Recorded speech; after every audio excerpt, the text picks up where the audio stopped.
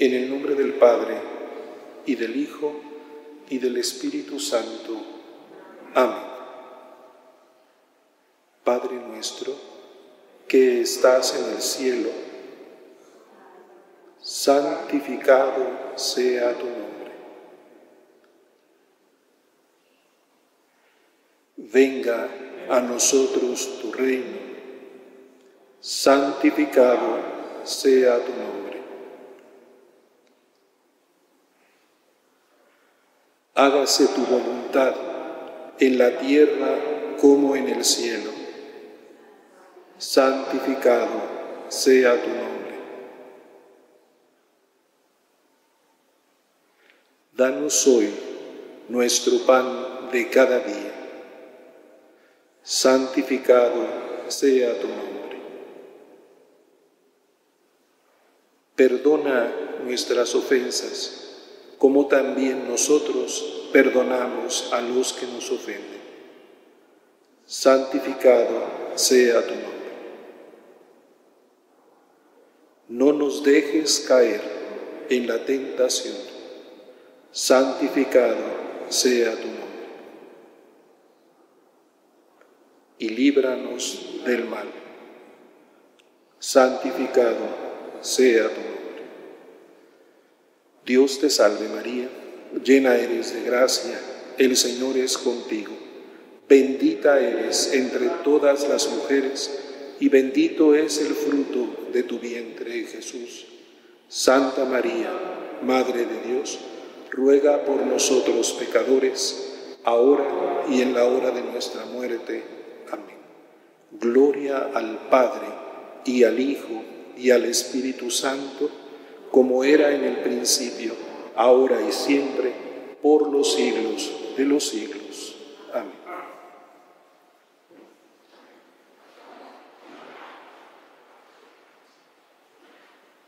Le pondrá por nombre Emmanuel. Le puso por nombre Jesús. Su nombre es Maravilla de Consejero, Dios fuerte, Padre de eternidad, Príncipe de la paz. Padre de eternidad. Escúchenme, islas. Atienda, pueblos lejanos. El Señor me llamó desde el vientre materno, de las entrañas de mi madre, y pronunció mi nombre. La revelación de Jesucristo como Hijo eterno de Dios nos permite adentrarnos no solo en el honor que merece su nombre como resucitado y Salvador, sino como el que desde antes de los siglos ya está con el Padre. La carta a los Hebreos puede decir que el Hijo ha sido constituido heredero de todo, por cuanto, habiendo realizado la purificación de los pecados, está sentado a la derecha de la majestad en las alturas, tanto más encumbrado sobre los ángeles, cuanto más sublime es el nombre que ha heredado. Pero a esta glorificación del resucitado se le reconoce una condición anterior que ya corresponde a Dios, pues por medio de Él realizó los siglos y es reflejo de su gloria e impronta de su ser, y quien sostiene el universo con su palabra poderosa. Para expresar la eternidad del Hijo, la comunidad cristiana echó mano de textos veterotestamentarios que podían insinuarla. Tú eres mi hijo, yo te he engendrado hoy, canta el Salmo mesiánico. Y ese hoy, que podía indicar antiguamente el momento en que un nuevo rey era entronizado, se refiere en Cristo primero a la resurrección y antes a su venida en la carne, pero evoca radicalmente el hoy eterno que nos lleva antes de la creación del mundo, como lo confirma la lectura cristiana de otro salmo mesiánico. Si el que atravesó en la carne el sacrificio para la salvación puede escuchar con la resurrección lo siguiente: siéntate a mi derecha y haré de tus enemigos estrado de tus pies, sabe algo más hondo. Eres príncipe desde el día de tu nacimiento entre esplendores sagrados. Yo mismo te engendré desde el seno antes de la aurora. Y si podemos pensar en el seno virginal de María y en el nacimiento luminoso de ella, también somos llevados antes de la aurora al abismo infinito de la paternidad divina. Por eso le compete el sacerdocio eterno, que no empieza cuando se realiza, sino que hunde su eficacia en la fecundidad sin tiempo de Dios. Tú eres sacerdote eterno, según el rito de Melquisedec. Y así explica la carta a los Hebreos, la menciona Melquisedec: sin padre, sin madre, sin genealogía. No se menciona el principio ni el fin de su vida. En virtud de esta semejanza con el Hijo de Dios, es sacerdote perpetuamente. La eternidad no tiene en Melquisedec su plenitud, sino su insinuación. El prototipo es Cristo.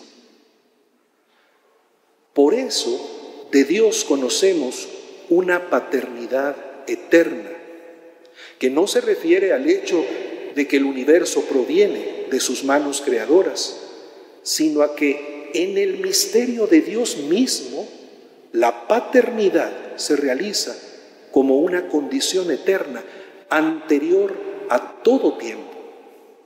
En la intimidad de Dios, en su misterio más profundo e íntimo, en su identidad originaria y originante de todo, como principio último y único de todo, Él es Padre, siempre Padre, ingénito personal, de quien incluso en la Trinidad todo tiene su fuente.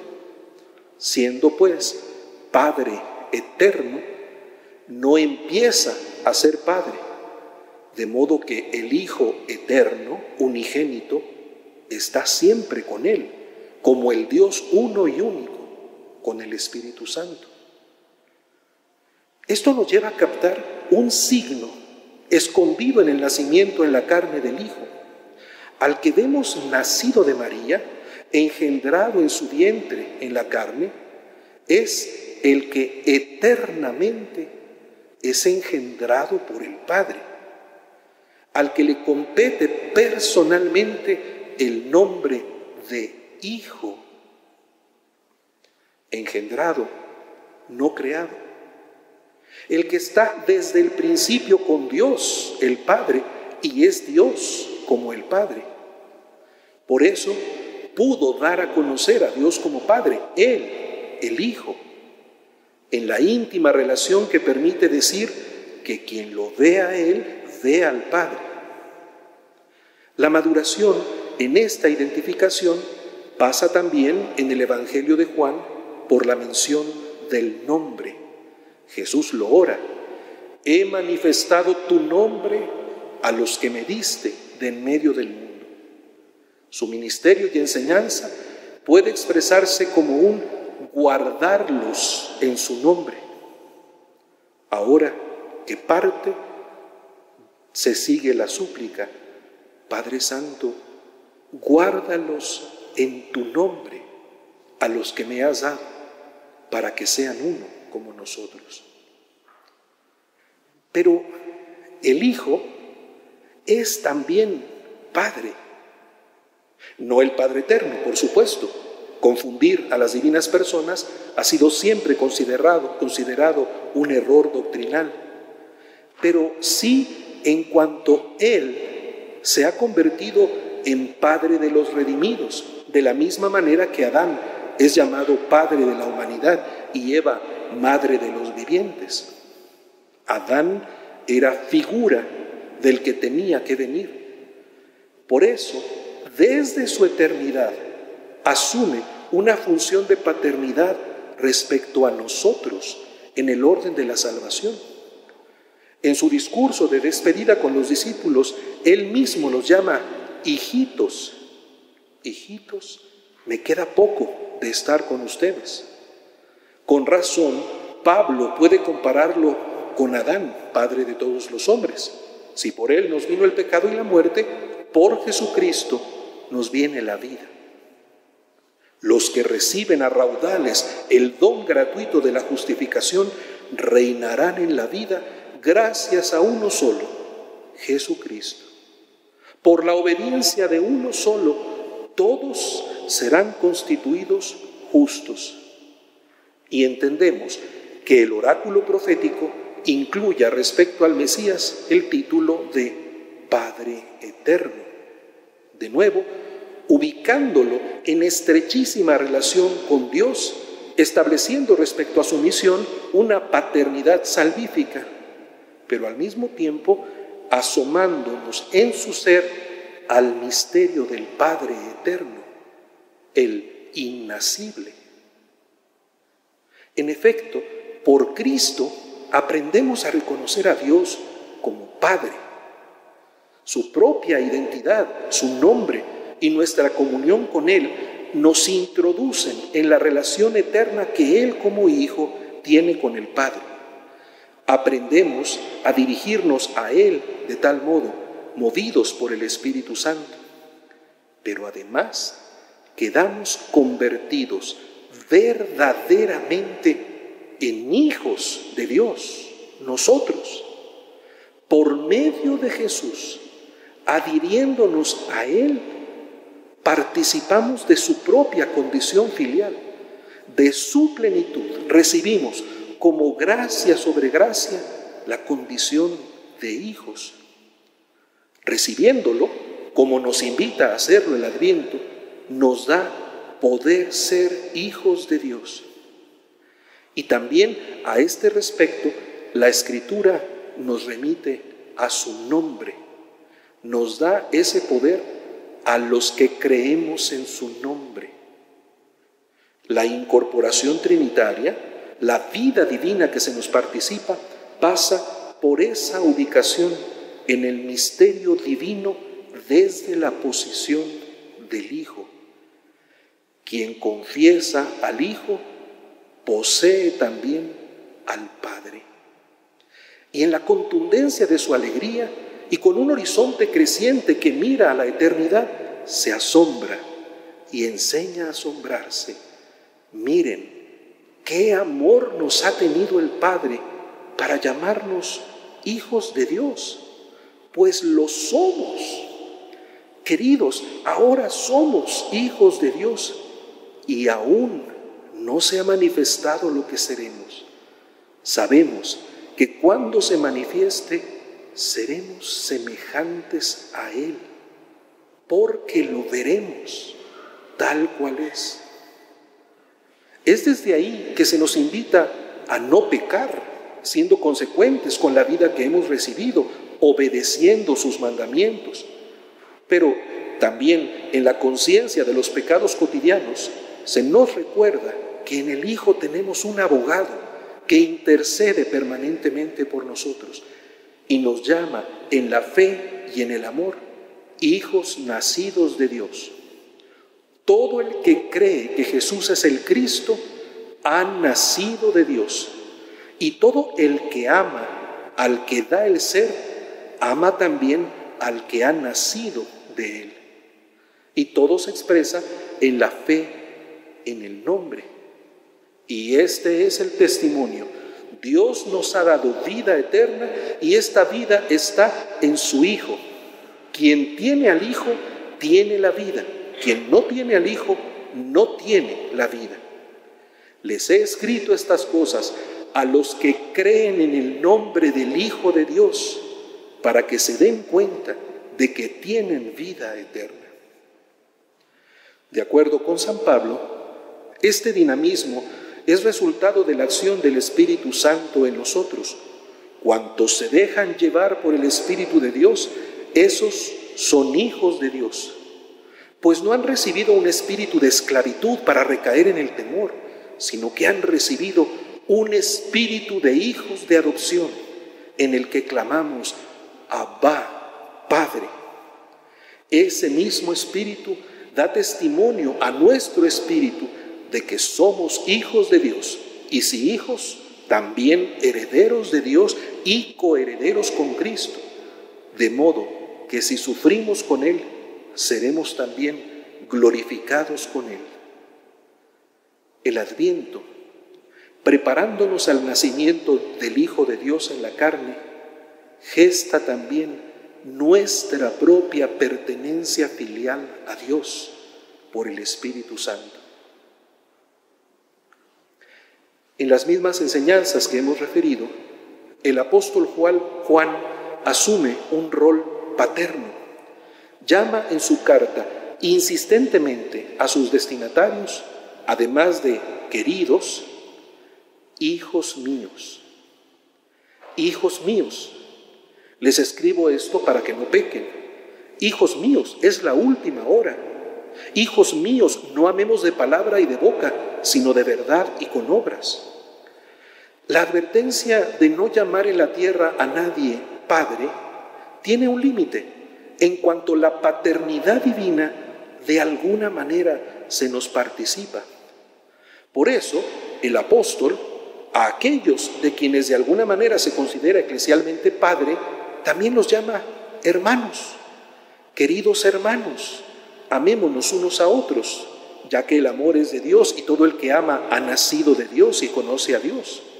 Queridos hermanos, si Dios nos amó de esta manera, es decir, enviándonos a su Hijo, también nosotros debemos amarnos unos a otros. Una paternidad apostólica semejante la encontramos en San Pablo, quien expresa su afecto a los corintios. No les escribo esto para avergonzarlos, sino para amonestarlos, porque los quiero como a hijos. Ahora que están en Cristo tendrán 1000 tutores, pero padres no tienen muchos. Por medio del Evangelio soy yo quien los ha engendrado para Cristo Jesús.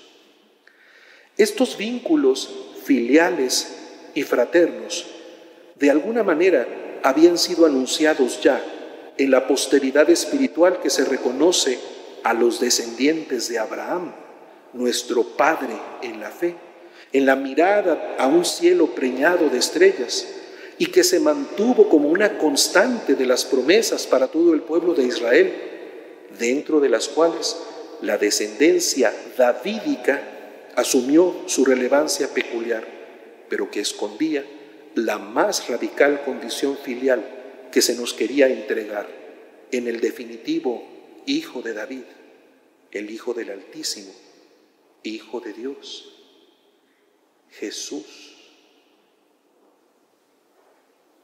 La paternidad humana, que puede adquirir su rostro preciso en la carne, en la educación, en la relación con Dios, en el Espíritu, tiene por lo tanto su referente salvador en el Señor Jesús, proféticamente llamado también Padre Eterno, de alguna manera referido en la devoción a nuestro Padre Jesús, y que nos lleva en su misterio a encontrarnos con el rostro íntimo y precioso del primerísimo origen. Por eso doblo las rodillas ante el Padre, de quien toma nombre toda paternidad en el cielo y en la tierra, pidiéndole que les conceda, según la riqueza de su gloria, ser robustecidos por medio de su Espíritu en su hombre interior, que Cristo habite por la fe en sus corazones, que el amor sea su raíz y su cimiento, de modo que así con todos los santos logren abarcar lo ancho, lo largo, lo alto y lo profundo, comprendiendo el amor de Cristo que trasciende todo conocimiento. Así llegarán a su plenitud, según la plenitud total de Dios. Plenitud que es, en realidad, indicación de la vida recibida del Padre, conforme a la imagen del Hijo. Por tanto, sean perfectos, como su Padre Celestial es perfecto.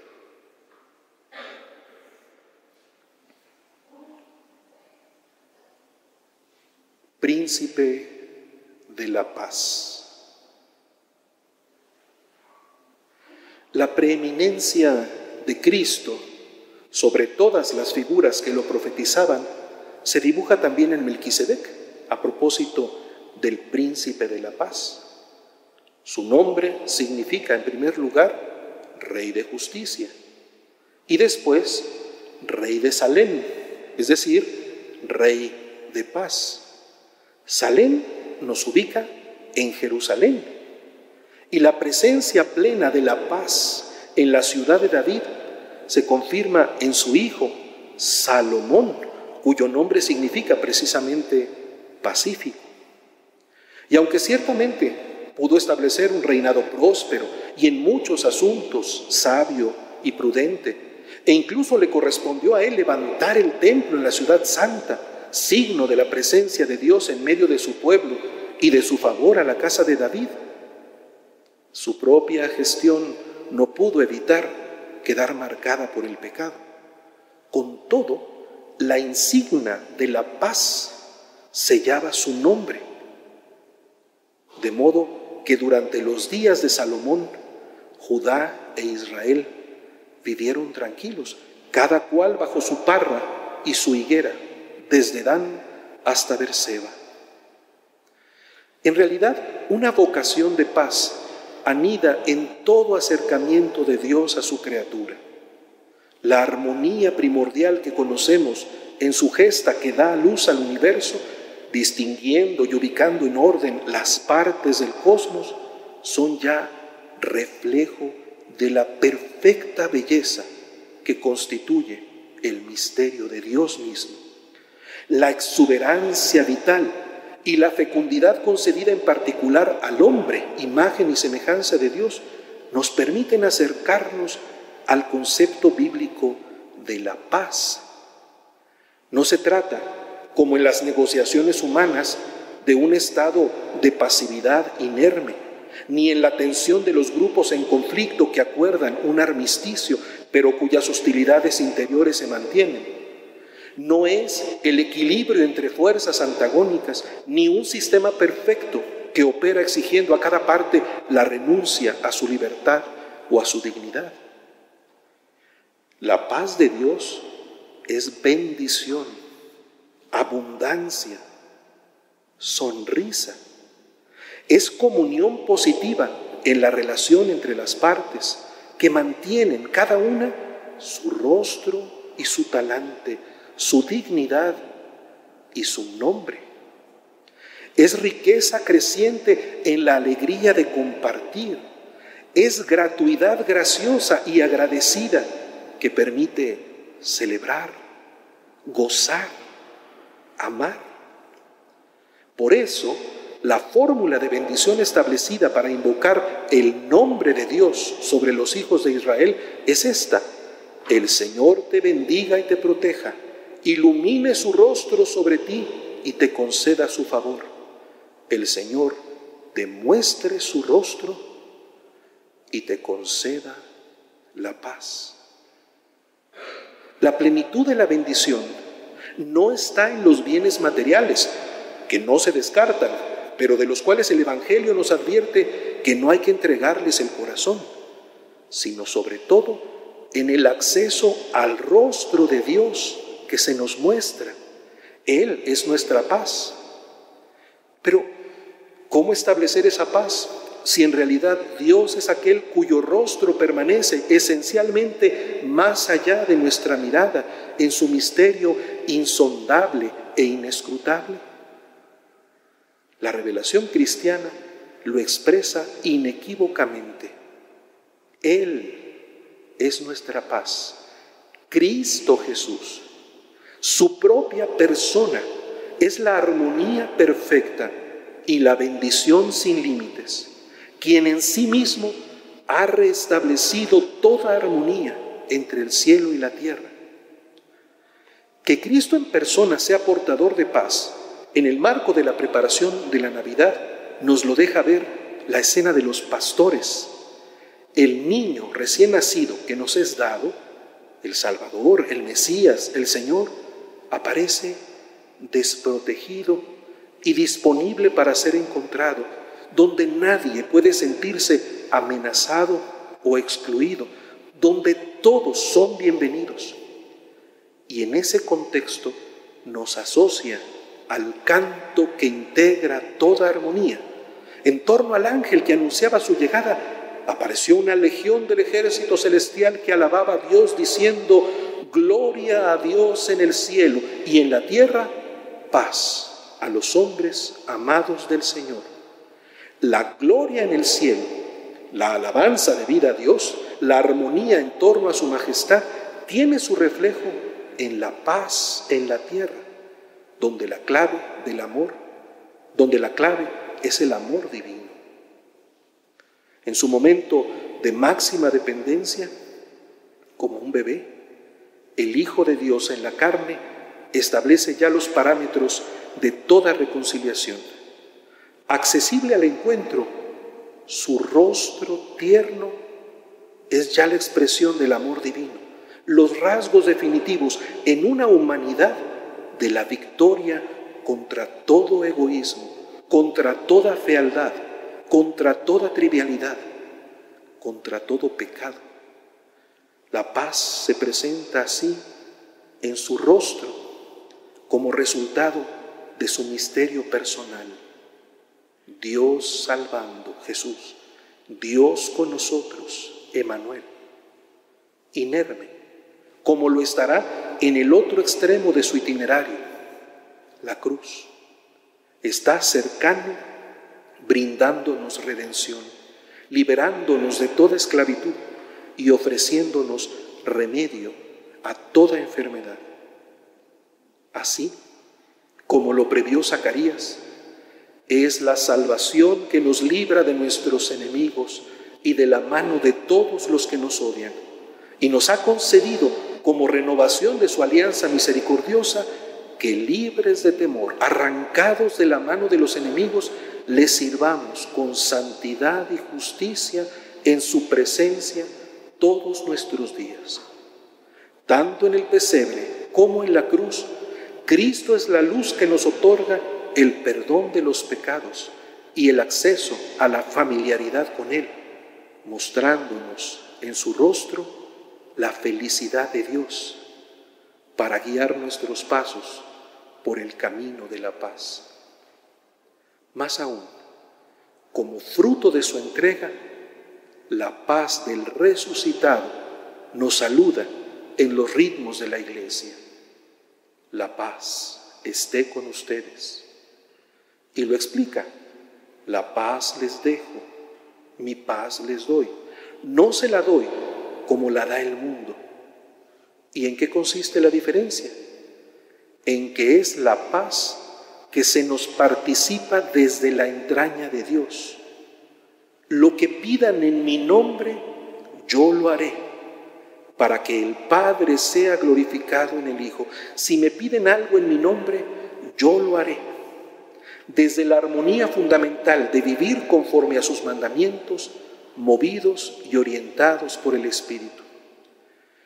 Les he hablado esto ahora que estoy a su lado, pero el Paráclito, el Espíritu Santo que enviará el Padre en mi nombre, será quien se lo enseñe todo y les vaya recordando todo lo que les he dicho. La paz les dejo, mi paz les doy.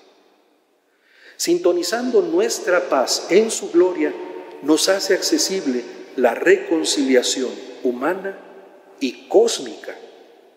Él es el que de los dos pueblos ha hecho uno mejor que Salomón, derribando en su cuerpo el muro que los separaba, el odio, y ha creado de los dos en sí mismo un único hombre nuevo, haciendo las paces. Reconciliación humana que no es posible sino en el acercamiento de Dios, que es el que da pauta al acercamiento humano. Reconcilió con Dios a los dos, uniéndolos en un solo cuerpo mediante la cruz, dando muerte en él al odio. Vino a anunciar la paz, paz a ustedes, los de lejos, paz también a los de cerca. Así, unos y otros podemos acercarnos al Padre por medio de Él en un mismo espíritu. Y el alcance cósmico lo canta la Iglesia desde la antigüedad. Y por Él y para Él quiso reconciliar todas las cosas, las del cielo y las de la tierra, haciendo la paz por la sangre de su cruz. Por eso, su nombre, el nombre del Señor, el nombre del Hijo de Dios, del Hijo de David, del Príncipe de la paz, es Jesús. Para nosotros, la paz del Señor se convierte en tarea. Lo conocemos desde el resucitado, que les dijo el primer día de la semana, mientras se llenaban de alegría: paz a ustedes, como el Padre me ha enviado, así también los envío. Y precisamente para eso sopló sobre ellos, con el mismo gesto de la creación del ser humano, después de que Dios hubo modelado del barro a Adán y les entregó el Espíritu Santo, para que tuvieran el poder de la armonía, del perdón de los pecados. Los discípulos recibimos en efecto la tarea de trabajar por la paz como hijos de Dios. Bienaventurados los que trabajan por la paz, porque serán llamados hijos de Dios. Encomienda, sin embargo, que depende siempre del don anterior, que viene como abundante bendición divina y que se verifica en actitudes y conductas. Así pues yo, exhorta San Pablo, prisionero por el Señor, les ruego que anden como pide la vocación a la que han sido convocados. Sean siempre humildes y amables, sean comprensivos, sobrellévense mutuamente con amor, esforzándose en mantener la unidad del Espíritu con el vínculo de la paz. Y lo confirma con la mirada teologal que establece la identidad cristiana y eclesial en la armonía perfecta. Un solo cuerpo y un solo espíritu, como una sola es la esperanza de la vocación a la que han sido convocados. Un Señor, una fe, un bautismo, un Dios, Padre de todos, que está sobre todos, actúa por medio de todos y está en todo. Queda claro, pues, que aunque es don, todo es menos pasividad, al punto de que, por contraste, Cristo puede decir que no ha venido a traer la paz, sino la división. No piensen que he venido a la tierra a sembrar paz. No he venido a sembrar paz, sino espada. Y también que hable de la violencia del reino. Desde los días de Juan el Bautista hasta ahora, el reino de los cielos sufre violenta y los violentos lo arrebatan. ¿Acaso el príncipe de la paz se contradice? No, porque la paz es encomienda, debe despertar su dinamismo en nuestro interior y en nuestra manifestación exterior. Se trata de asumir en serio la propia tarea, que incluye una verdadera lucha contra el pecado y contra el padre de la mentira. Dado que el pecado no es otra cosa que la ruptura de la armonía, la fractura del orden, la libertad vuelta contra sí misma, la mentira, la maldad y el egoísmo, la paz debe ser acción que como hijos realizamos en la libertad que nos otorga el Padre y su Espíritu por la sangre del Hijo, para construir exteriormente la comunión, y que es antes, como don de lo alto, movimiento interior del Espíritu, fruto de ese Espíritu en nosotros, que se nos entrega junto con la justicia y la alegría espiritual como vivencias del reino, que no es comida ni bebida. Paz que es recompensa interior del Dios que ve lo secreto, porque el reino de Dios no es comida y bebida, sino justicia, paz y alegría en el Espíritu Santo. El que sirve en esto a Cristo es grato a Dios y acepto a los hombres. Así pues, procuremos lo que favorece la paz y lo que contribuye a la edificación mutua. Es la paz universal que cunde desde el servicio de Cristo hacia todos los hombres para que glorifiquen a Dios por su misericordia, como está escrito. Por esto te alabaré entre los gentiles y cantaré para tu nombre. Que el Dios de la esperanza los colme de alegría y de paz, viviendo su fe para que desborden de esperanza por la fuerza del Espíritu Santo.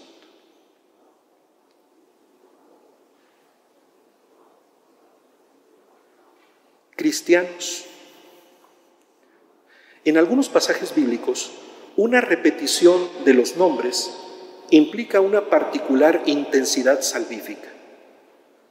Abraham, Abraham, escuchó el patriarca cuando estaba a punto de sacrificar a su hijo Isaac.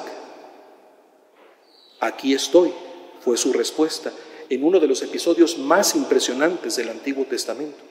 No había escatimado a su propio hijo ante Dios, y Dios lo había rescatado precisamente a través de esa intervención. En la plenitud de los tiempos, Dios mismo entregaría a su Hijo para nuestra salvación. Moisés, escuchó el hombre de Dios cuando Dios se le presentó para revelarle su nombre y anunciarle la gesta de salvación que le tocaría encabezar. Su respuesta fue la misma de Abraham: aquí estoy. Estas dos intervenciones refieren momentos cruciales en la historia de la salvación, en los que los personajes involucrados quedan particularmente tocados por la intensidad de la vivencia. En el Nuevo Testamento, una paradójica tensión se reconoce en la repetición de nombres. A Pedro, en el contexto del anuncio de sus negaciones, el Señor le dice: Simón, Simón, mira que Satanás te ha reclamado para cribarte como trigo, pero yo he pedido por ti para que tu fe no se apague. Y tú, cuando te hayas convertido, confirma a tus hermanos.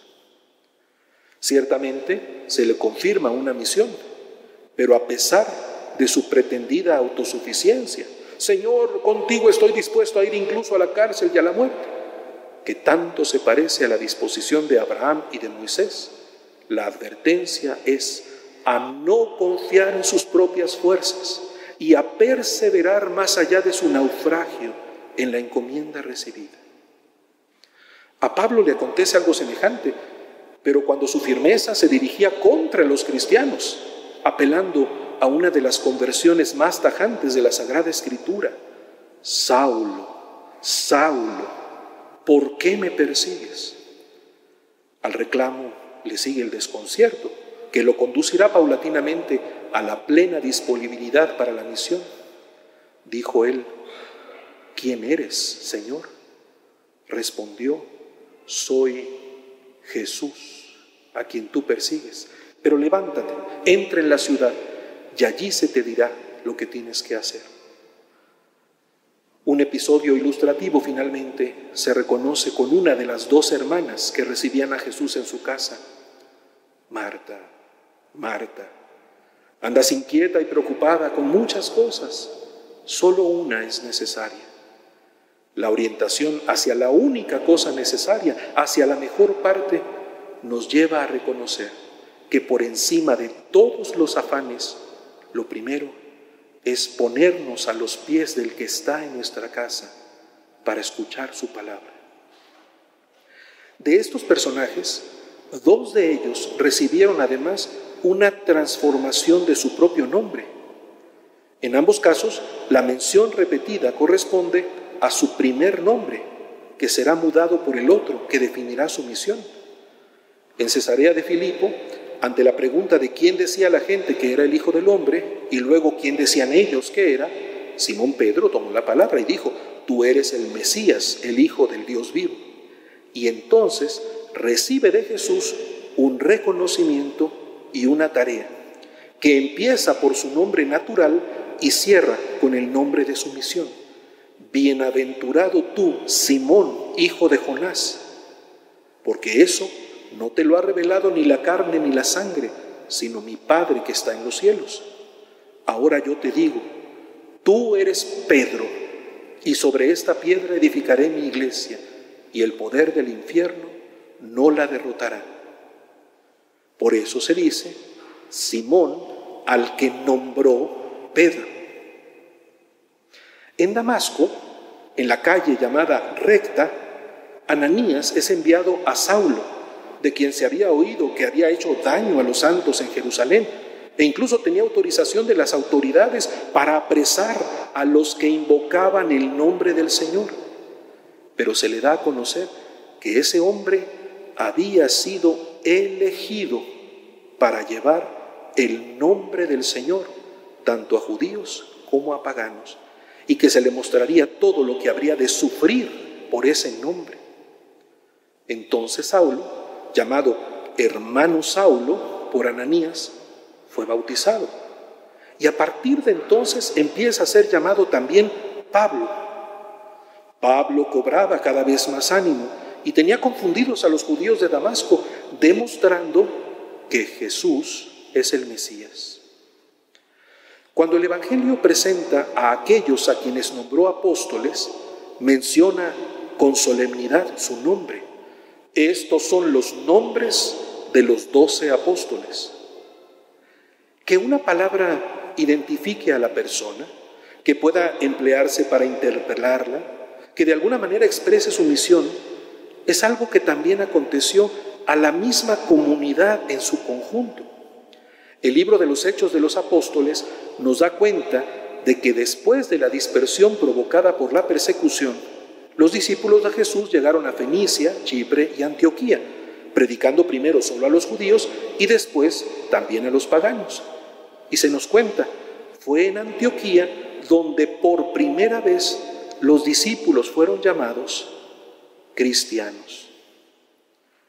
La unción de Jesús, el Señor, Cristo, determina la identidad y la misión de la comunidad. Somos quienes hemos recibido el Espíritu del resucitado y dirigimos nuestra vida conforme a sus mandamientos, adheridos a su persona, orientando la existencia al Padre que está en el cielo. ¿Quiénes somos nosotros, cristianos? ¿Quién es cada uno de nosotros? Los que hemos sido bautizados en el nombre del Señor Jesús, en el nombre del Padre y del Hijo y del Espíritu Santo. Nuestra identidad depende de Jesucristo, nuestro Señor. Cuanto hemos reflexionado en este Adviento sobre su santo nombre, determina también nuestra vocación. A Él le reconocemos el nombre sobre todo nombre, que no es otro que el nombre de Dios, Señor. Es Jesús, Dios que nos salva, y nos salva como Emmanuel, el Dios con nosotros, el que muestra y realiza la comunión con Dios como plenitud de nuestra condición humana y fruto de su cercanía. Es quien nos maravilla con sus enseñanzas, aconsejándonos sobre la vida buena, y quien nos asegura con su fortaleza, manifestándonosla en la debilidad. Es quien realiza la paternidad eterna por la que somos salvados y quien nos otorga la plenitud de la paz, reconciliándonos y bendiciéndonos. ¿Quiénes somos nosotros si seguimos al Señor? ¿Qué significa nuestro nombre como cristianos si a Él lo aclamamos? Si en Él vivimos, nos movemos y existimos. Si no tenemos otra gloria que su nombre. Si no reconocemos salvación fuera de Él. Esto es lo que el Adviento nos recuerda y nos ayuda de nuevo a desear. En el llamado a la conversión hay una denuncia a la que nos urge responder. Escuchen esto, casa de Jacob, que llevan el nombre de Israel, que nacieron de las fuentes de Judá, que juran por el nombre del Señor e invocan al Dios de Israel, pero sin verdad ni rectitud. Toman el nombre de la ciudad santa y pretenden apoyarse en el Dios de Israel, cuyo nombre es Señor Todopoderoso. Acogida la exhortación y la corrección, el resultado es la novedad que se nos entrega en la identidad y en el dinamismo de nuestra existencia como hijos, como cristianos. Lo dice el profeta de Jerusalén y se aplica a la iglesia y a cada uno de sus miembros. Te pondrán un nombre nuevo, pronunciado por la boca del Señor. Pensemos, como bautizados, nuestro nombre pronunciado por Dios. Amados desde su eternidad, llamados a la existencia, nacidos en la fe a la vida nueva. Al final de nuestra existencia, juzgados personalmente por nombre y llamados de igual modo a entrar en el gozo del Señor por las acciones realizadas en su nombre. Interactuando con los hermanos, de modo que percibimos la dignidad de su nombre y lo pronunciamos también con respeto, con la novedad inaudita de la redención que el Señor nos entrega por fidelidad a su nombre y de la pervivencia eterna de nuestros nombres en el canto sin fin de la gloria de la creación a su Dios y Salvador. Sea bendito su nombre por siempre. Más que el sol dura su nombre. Este nombre nos habla también en este versículo del nacimiento del Verbo en la eternidad. Es decir, antes de que el sol fuera creado, tiene ya el nombre, el ser y la cualidad de hijo. Y nos enseña también el momento de su nacimiento en tierra, a medianoche, antes de la aurora, es decir, antes de que salga el sol. Pues el texto original puede aplicar lo mismo a la filiación divina que a la humana del Mesías, y nos enseña cómo lo propio de él es ser hijo. Pues este nombre no lo tiene porque se le haya impuesto como a las personas en la tierra, sino que es un nombre que arranca de su nacimiento y origen, que es un nombre que nació con él y con el que nació antes del nacimiento del sol. Nombre que ha de durar tanto y más que el sol, nombre también augusto y sagrado, bajo el que el eterno Padre ha querido entregárnoslo y presentárnoslo en la tierra, al decirnos, este es mi Hijo amado. Pues con estas palabras el mismo Padre lo anuncia y manifiesta en el desierto a San Juan y en la transfiguración a los apóstoles, dando a conocer este nombre al universo. Nombre digno de ser enseñado a los hombres por el Padre eterno y haber sido predicado por el profeta en este texto memorable, en el que se nos explica el origen y la duración eterna de este nombre, pues ha de durar tanto como el sol, es decir, una eternidad en la que Jesús será para siempre Hijo de Dios e Hijo del hombre. La antigua alianza, prolongada en la nueva, lo canta así: alabad el nombre del Señor. Alabad al Señor porque es bueno, tañed para su nombre, porque es amable. Señor, tu nombre es eterno. María, en los albores de la nueva alianza, dijo: santo es su nombre. Nosotros, ante el Santísimo Sacramento, repetimos: bendito sea Dios, bendito sea su santo nombre, bendito sea Jesucristo, verdadero Dios y verdadero hombre, bendito sea el nombre de Jesús. Y con el Salmo, introduciéndonos a la etapa final del Adviento: entren por sus puertas con acción de gracias, por sus atrios con himnos, dándole gracias y bendiciendo su nombre. En la Navidad, ante el recién nacido, como lo hacemos postrados ante el Señor sacramentado, con todo amor y reverencia, no nos cansemos de decir: Jesús, Jesús, Jesús.